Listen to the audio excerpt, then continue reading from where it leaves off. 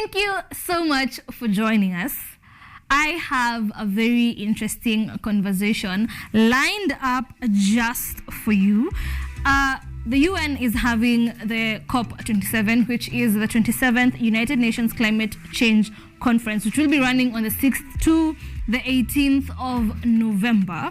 This particular conference, like I said earlier, is put out to address specifically how we as human beings are, how well prepared we normally are for disaster management. With me, I have Mr. Dennis Kimani, who is the founder and Secretary General of the Youth Green Foundation. I also have Mr. Javan Namema here with us, who is also a founder and a CEO, who's also the founder and the CEO of the Green Alliance Africa organization.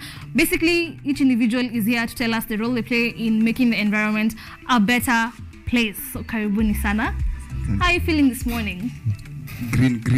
You're feeling green? Yes. Mr. Dennis, tell us about this green morning.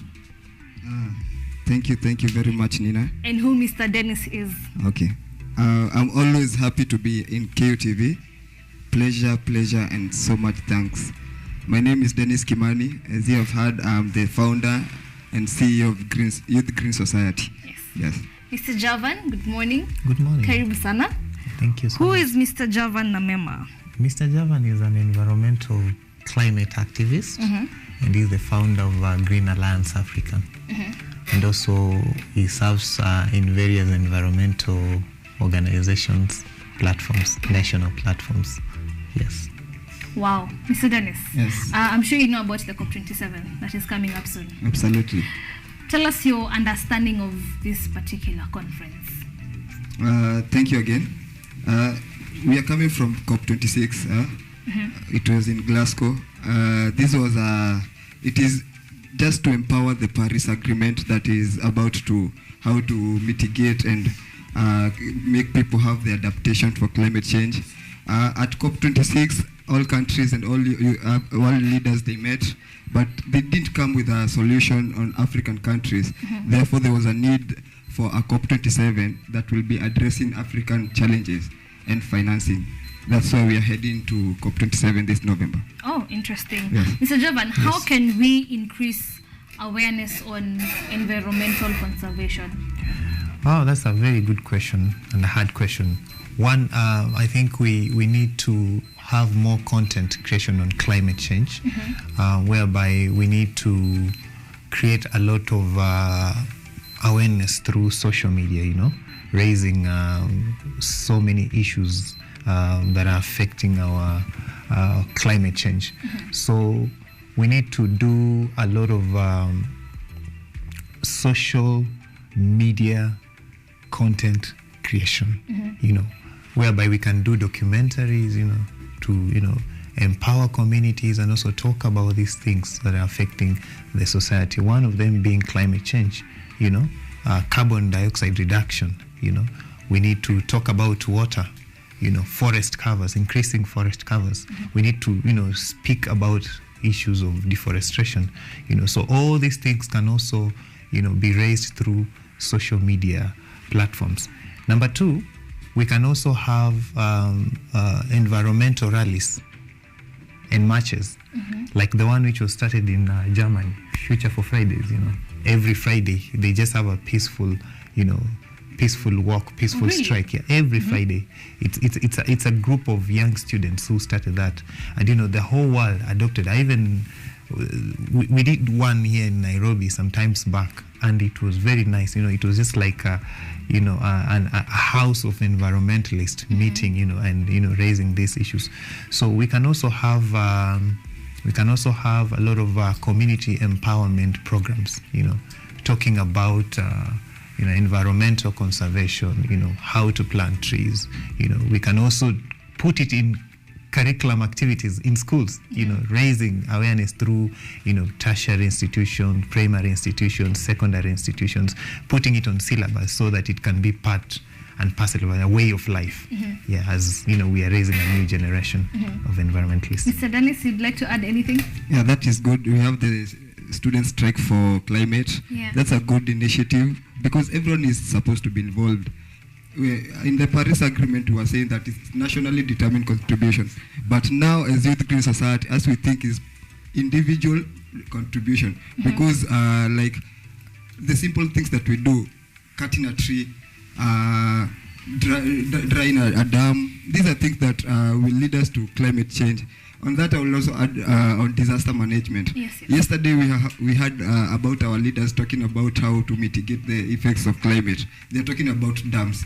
When shall they come up with these dams? You know that we are saying that Kerio Valley is good for cash crops, cassava and those, but we are not coming up with these dams. I want to tell you, Nina, that when we come up with a dam, we are mitigating floods and drought at the same time. Because you see, the time we are coming to collect this water, we'll be using in the time of drought. So these people, they don't need to be dying because of anything. But you'll see that when we are coming to finance or on the adaptation fund for the climate change, we are coming to do things that are just killing or misery to our people. It's like when rains come, we wait for the people to die. That is the time we are coming with a lot of resources, solutions, and how to solve things. Yeah, that is wrong. We are supposed to come with what I call standing and operatory procedures. Yeah. If it is a dam, put that dam now. If it is starting about plants that are adaptable to climate change, let us come with innovations now. If it is waste management, we are having something we are calling the black fly. We are saying, let us come and help our farmers to be able to keep this fly that is decomposing organics, because we all know that waste management will, one way or the other, emit CO2 and the green gases into the environment, and will be ending up with a lot of climate change. Again, I want to talk about forest things. Deforestation is something that is killing our planet in two ways. One, forests are the catchment areas for water. Again, forests act as carbon sinks. So when we are deforesting our planet, we are putting carbon into the atmosphere, increasing the heat, and that's why we are seeing water rising and all drought and floods. So I'm just asking everyone, it is an individual contribution, not even a national contribution anymore. It is it is what I do with the environment, not what we do. Speaking of what we should do, what do you think should be the main conversation what are the main issues that you think should be discussed in the upcoming climate change conference with the UN? COP27? Yeah.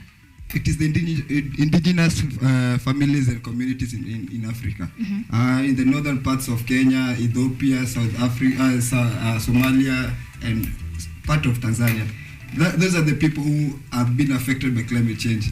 Nina, this climate change is not things that us we do. Most of them is the developed countries that are coming because of industrialization. So the need for us to be empowered financially is the discussion of COP27. Because we talked about a lot of Western countries, we forgot that even Africa is ailing. So I think that COP27, let them give finance to the countries that have been affected more, and not the countries that are polluting the environment. Oh yes. Mr. Javan, what do you think? What would you add in regards to some of the issues that should be addressed in the upcoming COP27? As he has said, financing is a main issue, is a major issue when it comes to dealing with climate and environmental issues. Most of the upcoming developing countries, they don't have finance. So we have to talk about financing, because, we can't just be having these sessions after year after year after year. We pass legislations, we pass resolutions.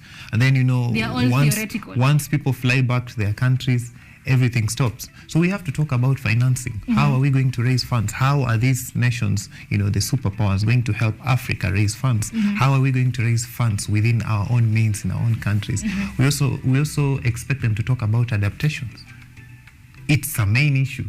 We need to talk about energy, green energy. We are involving into green energy. How are youth and women going to be involved in environmental conservation, in activism? Yeah. You know, those are the things we want to see them talk. How are the governments passing legislations? You know, because it's one thing to go there, give very nice speeches. Last year we saw our sister Evelyn Wathuti, a former student here. You know, she gave a very powerful speech, and she told them, like, you know, we've always been talking, you know, but we pass resolutions. Once we are out of this hall, everything stops. Again, we come next time, you know, we raise new issues. You know, you're not telling us about financing. Yeah. How are we going to finance this kind of initiatives? Yeah. Wow. For me, I'm calling that ad hoc jackism. We write a lot. Sorry, slowly. You're calling it what? Ad hoc jackism. We write a lot, we talk a lot, but we do less. Yes. Oh, Yeah. okay. Do you think the governments around the world are embracing sustainable methods to waste management, especially in urban areas? Since you said the developed countries are the ones that, you know, are polluting the world the most. So do you think the governments around the world are, you know, having proper waste management? Thank you. I will start by congratulating our government. I think, you know, Kenya is the first in the green energy transition, so it's a very good thing. I will talk for Kenya because I'm not much versed with the other countries. Yes. Kenya, we have the geothermal. We have a lot of green and renewable energies that we are running. So I think some countries have come with policies. Last year, actually it was signed this year, the Sustainable Waste Management Bill that is going to take the waste management and collection from a linear to a circular. These are things that are approaches that are being done. So I think the government is doing a good thing, and kudos to them. But now again we go back to the personal. When you talk about circularity, it starts from where you are. It starts from home. So the government is not at your house.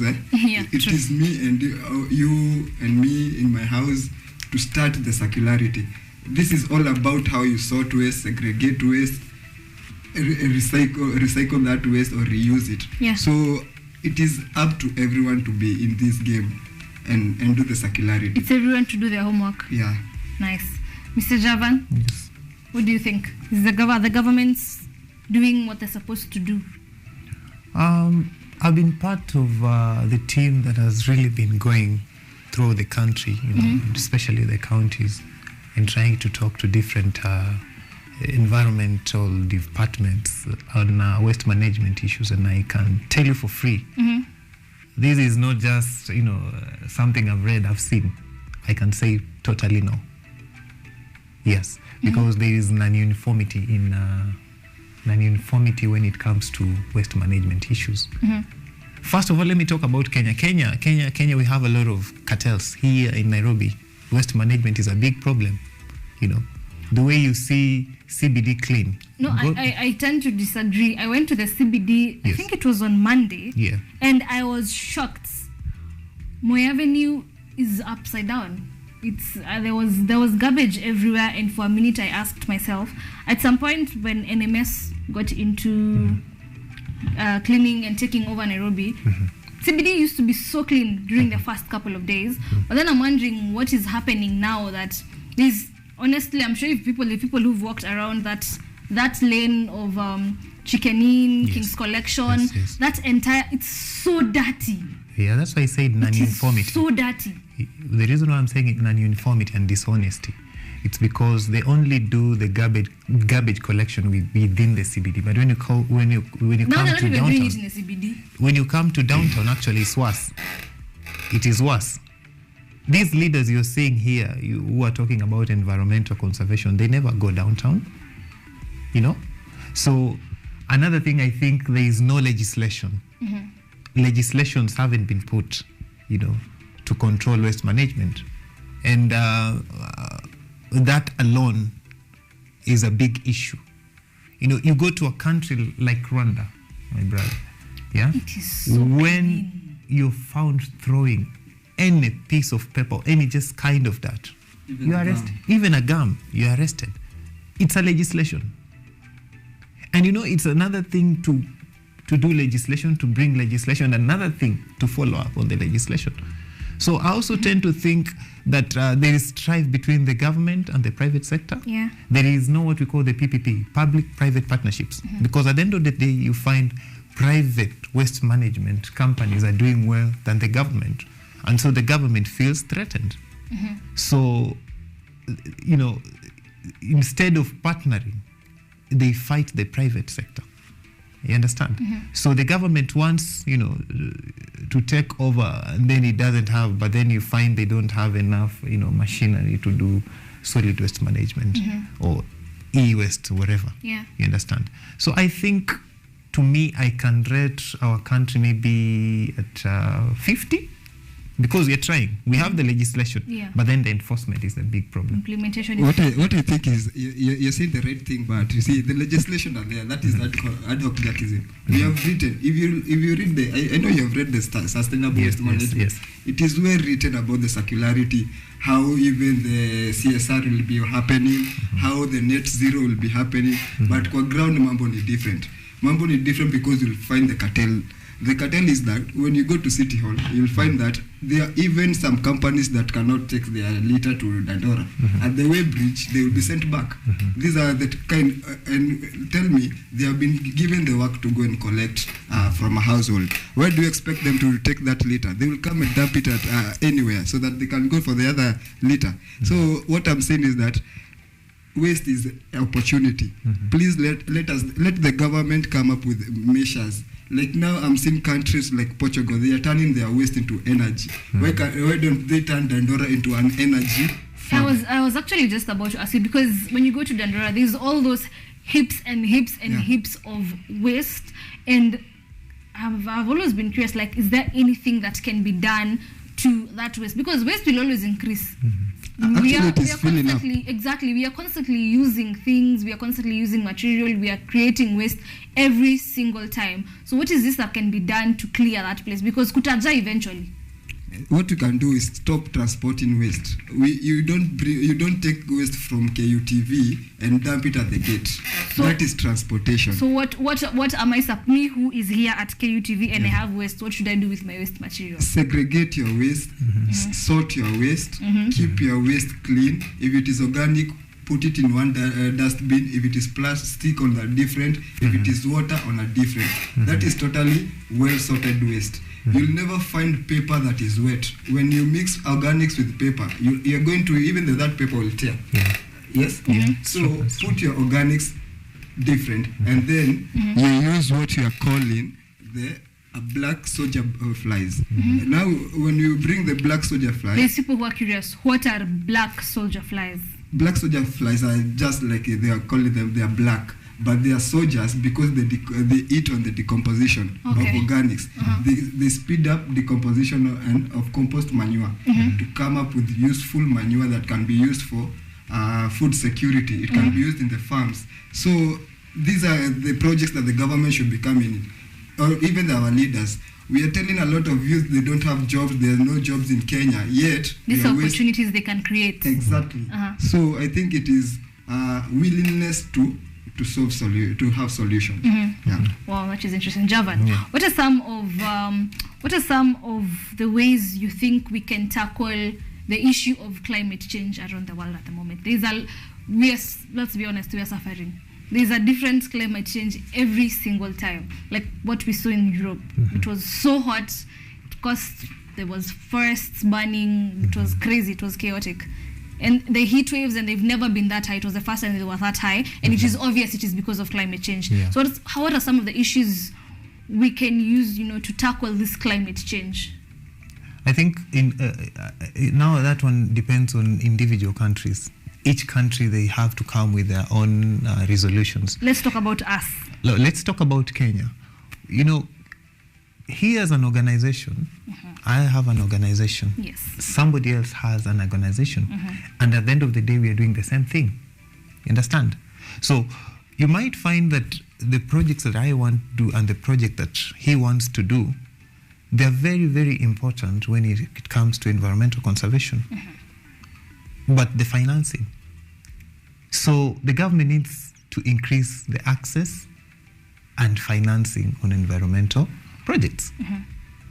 I'm sure you're aware, we also have, youth groups, women groups that are also doing solid waste management, the recycling waste. You understand? But because of that financial hitch, they can't do much. You understand? Yeah. Then in Kenya, I think we have enough legislation. If you want legislation, we have. If you go to Kenya Forestry Service, we have legislation. You understand? We have laws, different laws. But the enforcement. I want to cite an example. One day I went in a county government, one of the county governments in Rift Valley, and I was helping them, doing various waste management projects. And when I arrived there, I went to the county NEMA department's office. And right outside NEMA, there was a heap. Outside NEMA? Heap. I'm telling you, heap. Of trash. Of trash. And I was like, director, you are the county director of NEMA. This is so embarrassing. Setting a very good example. So because when I arrived, we went and had a small meeting with him. Then we went to meet the CEC of Environment. So when I went to the county government, I found more than 20 askaris, county askaris, just on the gate. So I was like, this is wrong. Why? Because, you have county, in fact, they also have their own county laws. You understand? There is the national and the county laws. Yes. You understand? Why would you have 20 security guards in a governor's office? What are And they the guarding? ministry, and the Minister of Environment department doesn't have even one askari. Seems misplaced priorities. So we need also to bring our priorities, lively. We need to know what are our priorities when it comes to environmental conservation. You understand? Yes. So enforcement is one of the key issues Kenya needs to embrace. You understand? And then I think we need to have now heavy penalties. Like Rwanda. Yeah. We go the Rwanda you way. found in forest doing logging 10 years. You understand? But now the problem is the same legislators, the people who are passing the laws are the same cartels who are Yes. endorsing the cutting of You see, trees. Yeah. like my brother, do you remember when they were, we were migrating from paper bags to carrier bags? Yes. You understand? So that time, there was a very, very big tussle in parliament. Why? Because most of those parliamentarians are the ones doing this business. Here Bringing it from Uganda. Yes, here in Nairobi County, just talk about waste management. I'm telling you for free. I'm sorry to say this on a national platform, but many people's lives are threatened, especially those ones who are doing solid waste management out of their hearts. The cartels don't want that. They want to eat money, and solid waste management has money. So we need to, have heavy penalties and enforcement in this country. By doing so, I feel like we'll move a step forward. Mr. Dennis? It's a lost opportunity, as you are hearing from him. But I want to say about, I think environment is a devolved function in the national, the county. The county has environmental money, the national has money, but this is the same money that is being stolen. Yes. Me, myself, I have gone to 2 counties trying to get where the environmental money is, nowhere to be found. This is the kind of the money that is being stolen. The same in the Ministry of Environment. You won't find this money because this is the money that is being stolen. Do you know why? Because the same way my brother is saying about cartelism, that is what is ailing our country. No one wants to go to waste management because lori yako haitaingia Dandora. Ikiingia Dandora itatoka imeharibiwa. Because how are you coming to Dandora? How? I have tried to go to Dandora even for researches. You won't come out of that place. That's why you're finding a lot of litter in our streets. Because mtu alipeleka, you reach at the way bridge, you cannot go in, you just litter anywhere because you have to go back and collect. Because where exactly are you supposed to take that trash? Yeah, you see. So I think the same way my brother is saying, hefty penalties for these things, hefty penalties for not even sorting waste, because now it's a law. We are going to circularity. If you're in your house, you don't sort waste. That waste company should not collect your waste. Like us in our startup, we are saying that we'll be having different days for collection. Monday we'll be collecting organics. I find that Oh, that's such an interesting idea. yes. Mondays we come for organics. Tuesday we come for plastics. We find your waste is mixed up. You pay more for mixing that waste because we are going to employ someone to sort that waste. Yeah. But don't you think it's a little bit tricky in an estate kind of setup whereby kila mtu anaikanga trash yake at one particular place, so utajuaje ni house number C ama house number D ya wakuweka plastics kwa nini waliweka plastics Monday badala ya Tuesday? We are using a borrowed system from California. Okay. What they do is that it is house by house. It is not that you put at the curbside, the way we do it here in Kenya. Everyone will take that waste at a common place. They will come and transport it. Not that way. We deal with a household. You, Nina, and your house. How are you putting your waste? Also, you start by house by house by house. Exactly. Even if you are 50 in a flat, we'll come house by house. Put your waste at the door. Wouldn't that take a little bit more time? I'm curious. It's better to take a lot of time, but the way, you see, there's no need of us wasting time sorting or segregating trash. You know, what we have Kenya is not waste. It's It trash. is trash. True. So what time will you take segregating trash than collecting useful waste? Yes. So, and then after you've already collected the plastics and the organic, what do you do next? We have a pyros. We are working with a Portuguese. He told me to say hi to him. His name is Samuel Baril. We are working with him on pyrolysis. That we are going to be making plastic pellets that we can sell even as. Oh, as to create thread. Yes. Okay. Threads. Yes. So yes. this one will be coming with, instead of making new bottles, we are removing the bottles from the universe. So we are coming with that pyrolysis where we make new plastic. Like now in our company, because we need like 3 segregated dustbins, we need a lot of resources. So this plastic that we are collecting, we melt them and make them into new things like a dustbin that we are giving to our customers. Okay. So we are killing 2 birds with 1 stone. Yeah. Interesting. And we can say that you are trying to create employment and also create space for it, because that's a very interesting. As we wind up, Mr. Javan, what word of advice would you give to the people out there in regards to environment conservation? Environment should be a way of life. It is a way of life. It is. Yeah. But sadly, most people don't take it as a way of life. Why am I saying so? Why would you eat banana and just throw trash on the road? Let me answer you like a layman. I will eat my banana and say, si ni ndizi, si nikitupa su it's organic. Ita decompose. Not on the road. Where Like it in town. decomposed to? In town. That is not Itawaza ignorance. ishe. Okay, it's right, but that is it. You know, it's a good thing to think so. I'm At least representing so many people. At least you know it will decompose, but it's in a wrong place. That's a wrong place. So I think my advice to people, is to take environmental conservation issues seriously, because nature has a way that it can fight back. You understand? Most of the diseases and the things that we are going through, it's because of our carelessness. So we need to really be careful on how we dispose wastes. Number 2, we need to create a lot of social media awareness on environmental conservation. And then to the government of Kenya, my advice to them is to tell them to be serious with implementation and enforcement. You understand? Yes. And then maybe this is my personal view, I would advise, if I get a chance again, I will advise county governments, if the county can't do it, the waste management themselves, then they should pass legislations within their counties. Allow people who can do it to actually do it. Privatization of waste management. Yeah. Thank you, Javan. Okay. Mr. Dennis? You can come up with the question again. We are winding up, so your remarks and a word of advice you can give to people on how we can do better in terms of conserving the environment. I have 3. The first is ignorance. That is me, like we are saying, throwing the banana anyhowly.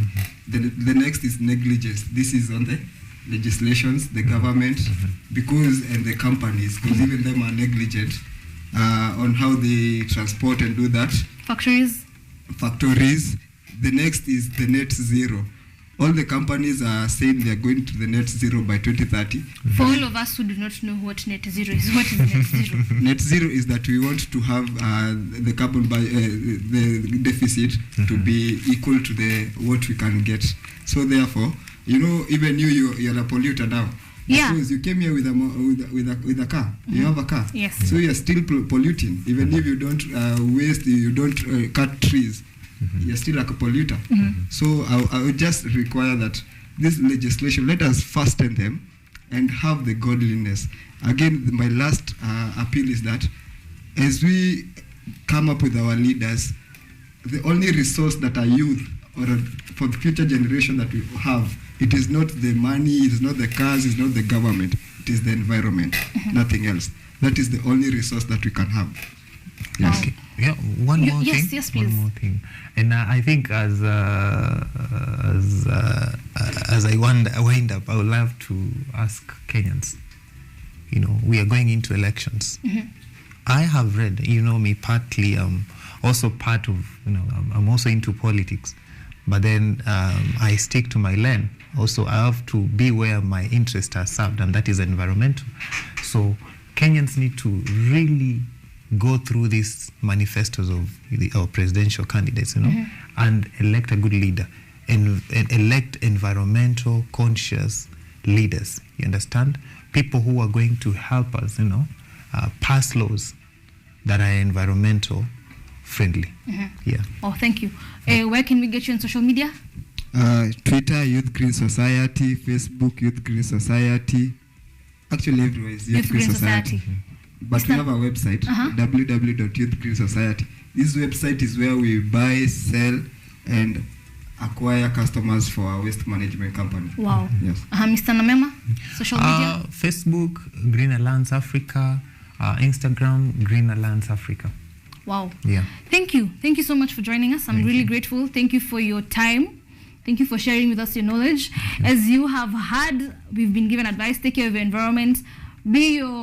As we cohabit, throw your waste the right and correct way. And as Javan has said, choose your leader wisely, and let's understand their manifesto. And let's choose someone who is environmental sensitive. And that is why, as we come back after this short break, we will be listening to Honorable Ruto's manifesto and what he had to say on yesterday's presidential debate. So stay tuned. We will be coming back after this short break.